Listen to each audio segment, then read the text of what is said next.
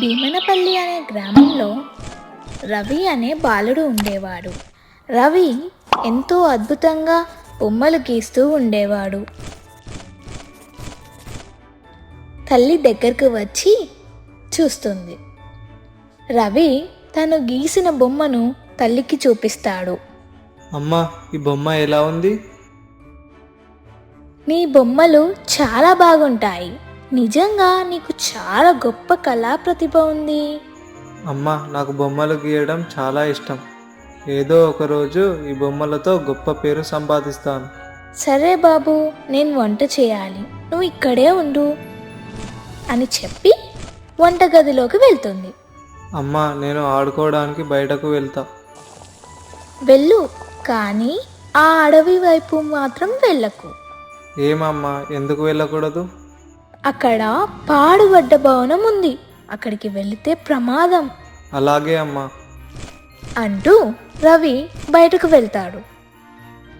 అలా ఒకడే ఆడుకుంటూ అడవిలోకి ప్రవేశిస్తాడు. కొంత దూరం నడిచాక ఒక పాడుపడ్డ భవనం కనిపిస్తుంది. ఆశ్చర్యంలో నోరు వెళ్ళబెట్టి చూస్తాడు. అమ్మ చెప్పిన భవనం ఇదే కదా? రవి లోపలికి వెళ్తాడు. అందులో అతనికి ఒక పాతకాలం పుస్తకం కనిపిస్తుంది. దాన్ని తెరిచి చూస్తాడు. ఇదేమిటి, ఇందులో ఏమీ లేదు, అన్ని ఖాళీ పేజీలు ఉన్నాయి. అక్కడనే ఉన్న పెన్ను తీసుకొని పుస్తకంలో ఆపిల్ బొమ్మని గీస్తాడు. వెంటనే ఆ పుస్తకం నుండి ఆపిల్ ప్రత్యక్షమవుతుంది. ఇదేదో మాయా పుస్తకంలా ఉంది. మళ్ళీ అరటిపండు బొమ్మను గీస్తాడు. అరటిపండు పుస్తకం నుండి బయటికి వస్తుంది. అలా పక్షి బొమ్మను గీస్తాడు. పక్షి ప్రాణంతో ఆ పుస్తకంలో నుంచి ఎగిరిపోతుంది. అద్భుతం, ఈ పుస్తకంతో అందరికీ ఉపయోగపడేలా చేస్తాను. రవి ఆ పుస్తకం తీసుకొని ఇంటికి వెళ్తాడు. రవి ఊళ్ళో ఉన్న వారందరికీ సహాయం చేస్తూ ఉంటాడు. ఒక వ్యక్తి వచ్చి, బాబు, నా బిడ్డకు పెళ్లి చేయాలనుకుంటున్నాను. నేను పేదవాణ్ణి, ఒక మంగళసూత్రం కావాలి బాబు, నువ్వు ఇవ్వగలవా? ఖచ్చితంగా ఇస్తాను, ఇప్పుడు చూడు అని పుస్తకంలో మంగళసూత్రం బొమ్మను గీసి ఇస్తాడు. అతను వెళ్ళిపోగానే మరో వ్యక్తి వంటి మీద చిరిగిపోయిన బట్టలతో వచ్చి, నాకు కట్టుకోవడానికి సరైన బట్టలు లేవు, నాకు బట్టలు ఇప్పించు. బొమ్మ గీసి బట్టలు ఇస్తాడు. అలా రవి గ్రామస్తులకు అవసరమైన వస్తువులు ఇస్తూ సేవలో మనకి తేలుతుంటాడు. కొంతకాలం తర్వాత ఒకరోజు రవి తన స్నేహితులతో కూర్చొని, ఒరేయ్ రవి, నాకు ఒక కుందేలు బొమ్మను గీసి ఇవ్వరా, నేను దాన్ని పెంచుకుంటాను.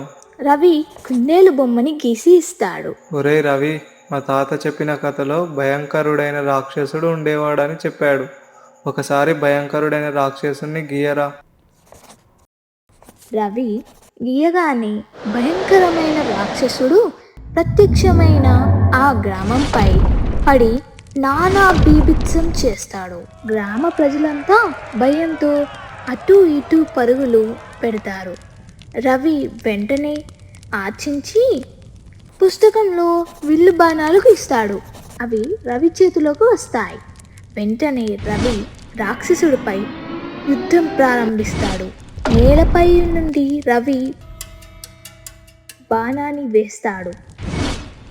దానికి రాక్షసుడు అప్పటికప్పుడు తన మంత్రబలంతో చేతులకు ఆయుధాన్ని సృష్టించుకొని నేలపై నుండి ఎంతో ఎత్తుగా ఉన్న రాక్షసుడు ఆదాయాలు విసరడం, బాలుడు దాన్ని బాణంతో కొట్టేయడం, హోరాహోరీగా యుద్ధం జరిగింది. రవి ఆలోచించి ఆకాశ మార్గాన ఎగిరే మాయ తీవాచిని గీస్తాడు. అది వెంటనే ప్రత్యక్షమవుతుంది.